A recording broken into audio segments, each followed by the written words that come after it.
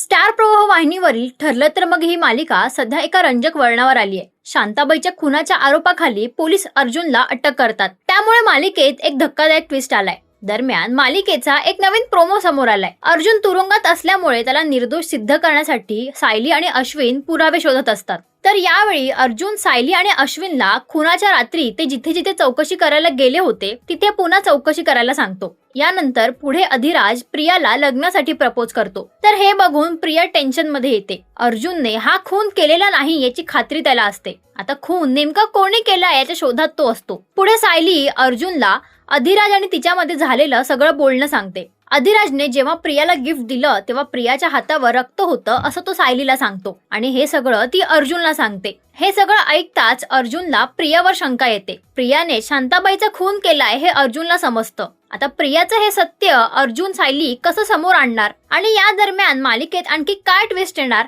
यावर तुमचं काय मत आहे हे आम्हाला कमेंट करून नक्कीच सांगा।